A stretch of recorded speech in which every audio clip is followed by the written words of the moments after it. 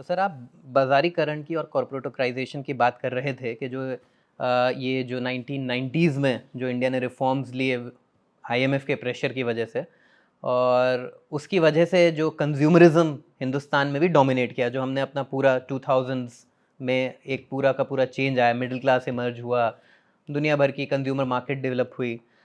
2014 के बाद हम लोगों ने एक बिल्कुल अलग लेवल ऑफ न्यूलिबरल पॉलिसी और कैपिटलिज्म और even state capitalism in the Indian context, corporatocratisation देखा।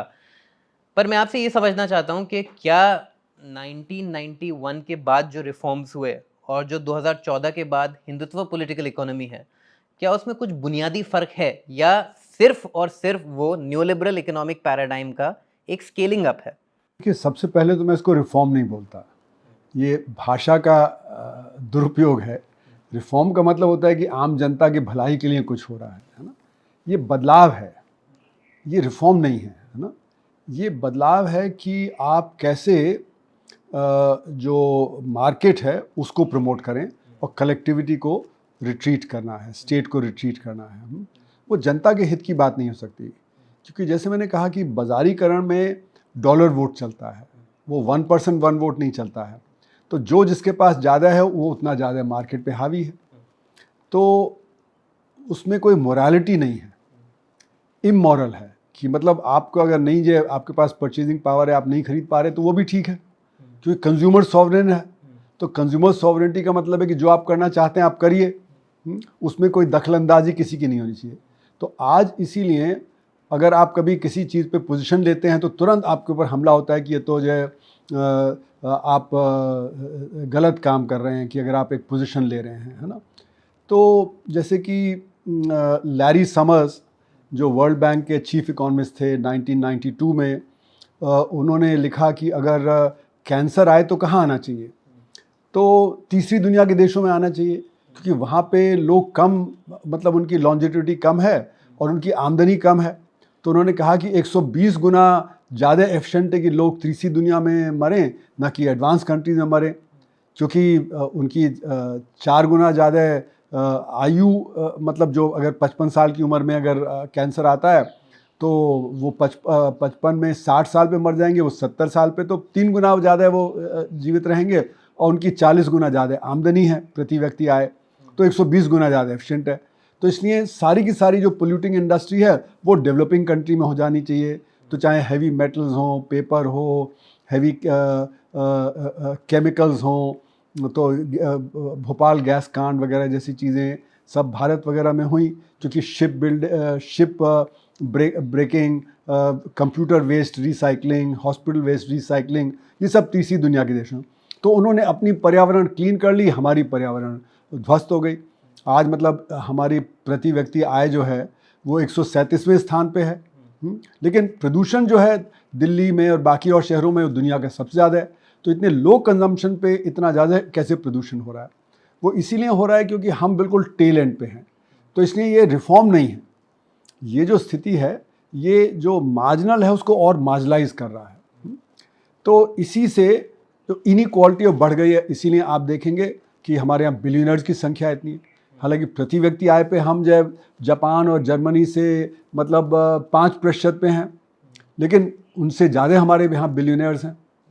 मतलब हमारे यहाँ तीसरे नंबर के पहले अमेरिका, फिर चीन और फिर तीसरे नंबर हमारे यहाँ। तो ये दिखा रहा है गैर बराबरी बहुत ज़्यादा बढ़ती चली गई। और ये 1991 की जो नीतियाँ हैं जिसमें कहा कि मार्केट फ्रेंडली स्टेट इंटरवेंशन हो, तो मार्केट के हक में स्टेट इंटरवीन करे, मार्केट को आगे बढ़ाए। ये जो स्थिति है इसमें एक तब्दीली हुई, क्योंकि वर्ल्ड बैंक को ये रियलाइज़ हुआ कि इससे जो गरीब है वो और गरीब होगा। तो उन्होंने 1980s में बात की कि एक सोशल सेफ्टी नेट चाहिए हमें, जिससे कि गरीब जो उस सेफ्टी नेट के नीचे ना जा पाए। अब वो पॉलिसी काम करेगी अगर 5% 10% लोग जो हैं जो गिर रहे हैं, पर हमारे देश में तो 90% है। तो हम 90% को सोशल सेफ्टी नेट नहीं दे सकते हैं, है ना, क्योंकि उसके लिए जो साधन चाहिए वगैरह वो तो हम एक तरह से कोशिश कर रहे हैं कि जो अमीर है वो और अमीर हो जाए और जो बिजनेसमैन है वो और ज़्यादा हक हो जाए, तो फिर वो साधन हम नहीं रेज कर पाएंगे। तो इसलिए हमारे यहाँ जो ये सोशल सेफ्टी नेट हैं ये सन 2000 के दशक में जब यूपीए की सरकार आई तो हमने right to education, right to food, rural employment guarantee scheme, ये सब चीज़ों की बात की, पर लेकिन वो भी एक समाधान नहीं है। तो इसलिए 2015 से वर्ल्ड बैंक ने यूनिवर्सल बेसिक इनकम की बात करनी शुरू की। अब यूनिवर्सल बेसिक इनकम मतलब कि हर एक के हाथ में पैसा दे दीजिए, जिससे कि परचेजिंग पावर हो, तो आप मार्केट में कुछ खरीदारी कर सकें, जिससे कि कैपिटलिज्म ग्रो करे। पर ये जो यूनिवर्सल बेसिक इनकम है, इसमें फिर अंबानी और जो गरीब आदमी उसके बीच में कोई फ़र्क नहीं है, सभी को वही 1000, 2000, 5000 जो भी आपको देना है यूनिवर्सल बेसिक इनकम के तौर पे वो मिलेगा। पर लेकिन इससे डिग्निटी नहीं आएगी। जब तक रोज़गार नहीं होगा, रोज़गार से जो डिग्निटी आती है वो आपको मुफ्त में हाथ में पैसा देने से डिग्निटी नहीं आएगी। वो टेम्परेरी हो सकता है, जैसे पैंडमिक के दौरान इतने लोगों का काम चला गया तो उस समय तो देने की ज़रूरत है, लेकिन नॉर्मल कोर्स में हमें रोज़गार पैदा करके और रोज़गार सबको मुहैया कराना चाहिए, जिससे कि उनके हाथ में पैसा भी आए, परचेजिंग पावर आए और डिग्निटी आए। क्योंकि डिग्निटी से ही जो आपका जो जुड़ाव होता है समाज से। अगर आप जो डिग्निटी नहीं होगी तो आप एलिनेट हो जाएंगे समाज से। जो आप जो समाज के तौर पे करना चाह रहे हैं वो नहीं कर पाएंगे, आप अचीव नहीं कर पाएंगे अपने गोल्स। तो इसलिए जो ये यूनिवर्सल बेसिक इनकम है वो दिखा रहा है कि कैपिटलिज्म फेल कर रहा है। क्योंकि कैपिटलिज्म का प्रिंसिपल है कि यू पे for the work done, you don't pay for work not done. इसीलिए सब्सिडी को बुरा माना गया। इसीलिए जो WTO के प्रावधान हैं, जो वर्ल्ड बैंक, IMF के प्रावधान हैं, जो क्रॉस कंडीशनैलिटी है, उसमें सब्सिडी कम करना एक बहुत अहम चीज़ है कि सब्सिडी नहीं होनी चाहिए, क्योंकि सब्सिडी मार्केट को डिस्टॉर्ट कर देती है ना। पर यह भी एक तरह से जब आप सबके हाथ में पैसा दे रहे हैं और आप जब कैपिटलिज्म के प्रिंसिपल के खिलाफ जा रहे हैं कि यू पे फॉर द वर्क डन, तो ये भी एक तरह से डिस्टॉर्शन है, मेरा मानना है। तो अब ये मानना चाहिए कि जो कैपिटलिज्म है उसका क्राइसिस गहरा रहा है, क्योंकि अभी जो प्योर फॉर्म ऑफ कैपिटलिज्म आया 1990 के बाद, सोवियत यूनियन के कोलैप्स के बाद, तो वो जो प्योर फॉर्म ऑफ कैपिटलिज्म है उसमें वेलफेयरिज्म कम हो गया। वो आप देखेंगे सब जगह वेलफेयरिज्म कम। ब्रिटेन में जो हेल्थ सिस्टम था जो इतना अच्छा चलता था, वहाँ पे उसकी शॉर्टेज हो गई है ना। बाकी और जगह तरह तरह से शॉर्टेज हो गई हैं। तो जो स्टेट करता था जो वेलफेयरिज्म वगैरह, वो स्कैंडिनेवियन कंट्रीज़ को छोड़ के बाकी सब जगह एक तरह से क्राइसिस में आया है। तो कैपिटलिज्म का प्योर फॉर्म आया। इसीलिए 1990 तक ये कहा जाता था कि हम एड दे रहे हैं डेवलपिंग कंट्रीज़ को। अब कहा जाता है कि कैपिटल को अट्रैक्ट करने के लिए कंसेशन दीजिए, मतलब कैपिटल हावी हो गया।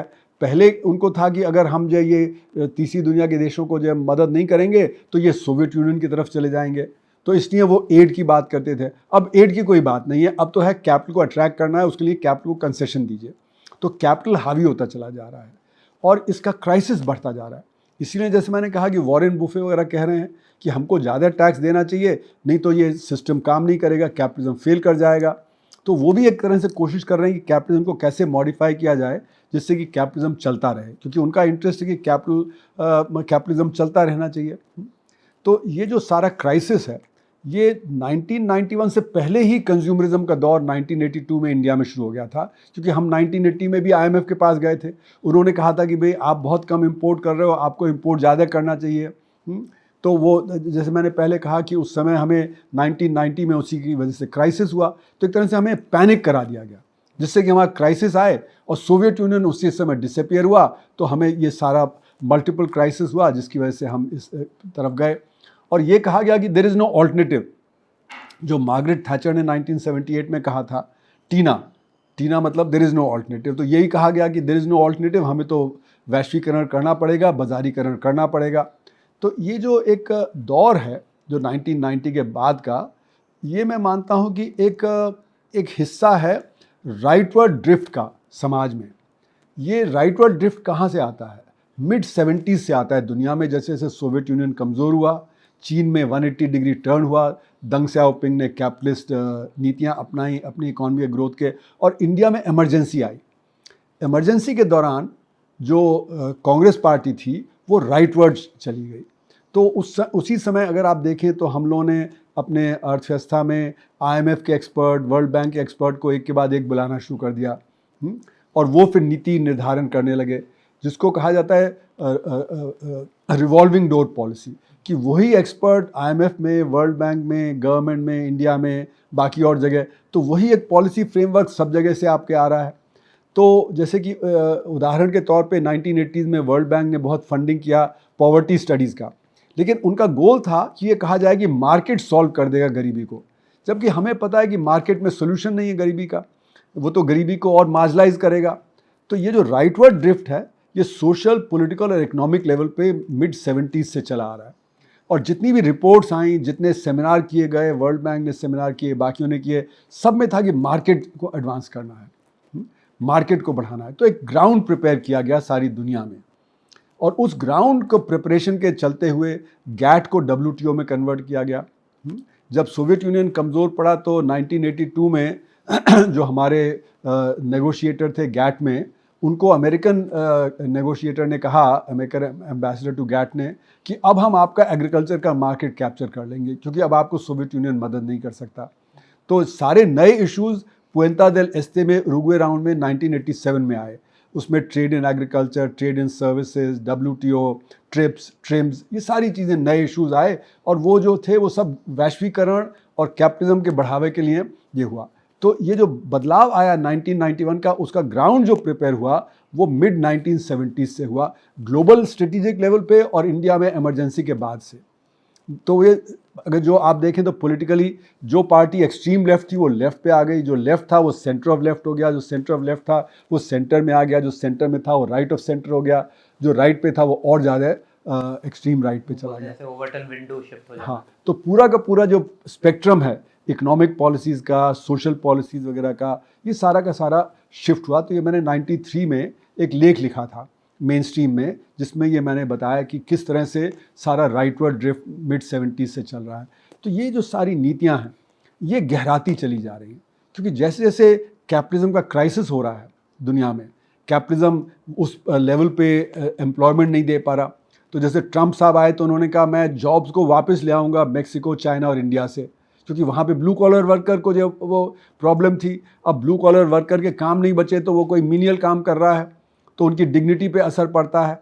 तो उन पे वहाँ पे जो माइग्रेशन बहुत हो रहा है मेक्सिको से, लैटिन अमेरिका से, बाकी और देशों से, तो वो कह रहे हैं कि जी ये तो जॉब स्टील कर रहे हैं, हम तो जॉब हालांकि ग्लोबलाइजेशन का फ़ायदा सबसे ज़्यादा अमेरिका को हुआ, क्योंकि वहाँ पे सस्ता हुआ, वहाँ पे इन्फ्लेशन कम हो गया, उनकी प्रॉस्पेरिटी बढ़ गई है ना, वगैरह वगैरह। पर लेकिन वहाँ पे ब्लू कॉलर वर्कर को जो प्रॉब्लम हुई, तो ट्रंप को आज सपोर्ट कर रहे हैं ब्लू कॉलर वर्कर, क्योंकि वो कह रहे हैं कि जॉब वापस ले आएंगे। पर ये दिखा रहा है कि क्राइसिस है, क्योंकि सिर्फ उससे समाधान दुनिया का नहीं होने वाला है कि अगर हम जॉब्स को वापस ले आएंगे, एक तरह से डी ग्लोबलाइजेशन वगैरह करेंगे, तो ग्लोबलाइजेशन इक्विटेबल कैसे हो, इसकी बात सोचना पड़ेगा। पर इसकी बात कोई नहीं सोच रहा। अब इस समय कोशिश है पैंडेमिक के बाद कि सप्लाई चेन्स को शॉर्टन कर लें। जो मैंने अपनी इंडियन इकॉनमी की जो किताब अभी लिखी कि जो कोरोना वायरस से जो क्राइसिस है वो कैसे ग्रेटेस्ट क्राइसिस है, कैसे उसने बुनियादी तौर पे सब बदल दिया। तो ये जो सारी चीज़ें हैं, इसके चलते हुए आप देखेंगे कि कैपिटलिज्म का क्राइसिस धीरे धीरे बढ़ता जा रहा है। पर्यावरण का भी क्राइसिस बढ़ रहा है, क्योंकि जिस प्रकार से हमने कंज्यूमरिज्म को प्रमोट किया है उसी से पर्यावरण का क्राइसिस बढ़ा है। वजह उसकी क्या है कि जंगल कट गए, बाकी और जो मतलब वो परेशानियां हो गई, एक्सट्रीम वेदर इवेंट्स वगैरह। तो अब एनिमल्स जो हैं वो ह्यूमन बींग्स के ज़्यादा नज़दीक आ गए हैं, तो एनिमल्स के जो वायरस हैं वो अब ह्यूमन बींग्स में जंप कर रहे हैं। तो उससे क्या हो रहा है कि जो नए नए जो वायरस आ रहे हैं, तो अगर आप देखें सन 2000 से ये जो कोरोना वायरस आया 2020 में, ये 7वां नया वायरस था। जीका और ये और वो फला ढिमका H1N1 और ये सब, ये 7वां नया वायरस। तो हर 3 साल पे एक नया वायरस आ रहा है। अब ये सडनली बहुत ज़्यादा विरुलेंट वायरस निकला जो बड़ी तेज़ी से फैलता है, तो इसलिए वो दुनिया में बड़ी तेज़ी से फैल गया। और बाइडेन और बाकी लोग तो कह रहे हैं पिछले 1 साल से कि एक नया वायरस अब आ जाएगा अगले 1-2 साल में, क्योंकि हर 3-4 साल पे एक नया वायरस आ रहा है। तो ये जो हमारा क्राइसिस है कंज्यूमरिज्म का, वो कैपिटलिज्म का भी क्राइसिस है, पर्यावरण का भी क्राइसिस है। तो इस स्थिति में क्या हो रहा है कि कैपिटलिस्ट क्लास जो है वो इसका फ़ायदा उठा रहा है। एक तरफ आप देखेंगे कि 2014 में जो सरकार बदली, वहाँ पे ये था कि भाई ये जो क्राइसिस है हमारे समाज में, उसका हम समाधान करेंगे, हम डेवलपमेंट करेंगे, हम रोज़गार पैदा कर देंगे। तो समाज में क्राइसिस तो था ही, बेरोज़गारी का, करप्शन का, ये सारी चीज़ों का, कि हम उसका समाधान तो उस आधार पे आया। लेकिन उनका मकसद था कि कैपिटलिज्म को और तेज़ करेंगे, और उनका एक विज़न है कि जो बड़े कैपिटलिस्ट हैं उनको और बड़ा करेंगे। तो जो अडानी हैं, अंबानी हैं, टाटाज हैं, उनको हम वर्ल्ड लेवल पे ले आएंगे, तो उनको हम सब कुछ देंगे। तो ये जैसे साउथ कोरिया में चाय बॉल्स हैं, है ना, तो वहाँ पे ह्यूंडाई है, वहाँ पे आपका एलजी है, सैमसंग है, उन्होंने टेक्नोलॉजी डेवलप करके मार्केट में किया। हमारे यहाँ इनको जो बड़े बड़े कंग्लोमरेट्स हैं उनको उन्होंने एक्वायर किया एसेट्स को, उनको मदद की जाए वो एसेट्स एक्वायर करके बड़े हो जाएं। तो एक फ़र्क है, इन्होंने टेक्नोलॉजी नहीं डेवलप की, ना टाटाज ने, ना अडानीज ने, ना अंबानीज में कोई नई टेक्नोलॉजी ऐसी डेवलप नहीं की। वैल्यू एडिशन नहीं है, वैल्यू एडिशन है पर टेक्नोलॉजी नहीं डेवलप की।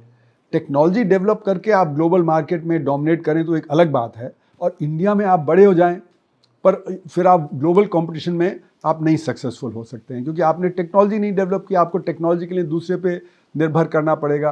तो हमारे यहाँ जो क्या हुआ कि जो असमानता बढ़ी, तो हमने बड़े बड़े कंग्लोमरेट्स को दिया और 80 करोड़ को गरीब रखा, जिससे ये 80 करोड़ को हम लाभार्थी बना के और उनको कुछ देते रहें तो उनसे वोट लेते रहें। तो आज की जो पॉलिटिकल इकॉनमी है वो ये है कि जो सरकार है वो मदद कर रही है इन बड़े कंग्लोमरेट्स को कि ये और बड़े होते चले जाएं, और जो हमारे जो गरीब है वो गरीब रहे तो उससे हम वोट लेते रहें। वहाँ पे बेरोज़गारी रहेगी, वहाँ पे गरीबी रहेगी वगैरह वगैरह, तो इससे हम उनको कभी गैस का सिलेंडर दे देंगे, कभी उनको फ्री बस राइड दे देंगे, कभी उनको हम हाथ में किसानों को पैसा दे देंगे। इस तरह से करके लाभार्थी बना के हम उनसे वोट लेते रहेंगे। तो ये जो बड़े जो एग्लोमरेट्स हैं, ये इनकी जो नीति है कि हम बड़े होते चले जाएं, ये उस नीति को आगे किया जा रहा है।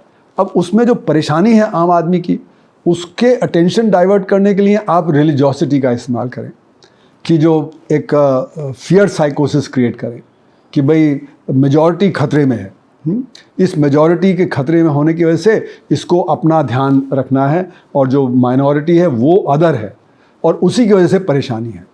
तो इससे अटेंशन डाइवर्ट करने के लिए एक रिलीजियस फ्रेमवर्क का इस्तेमाल किया, जिससे कि जो असली जो मुद्दे हैं, बेरोज़गारी का, इन्फ्लेशन का, ये सारे इन मुद्दों से लोगों का ध्यान हट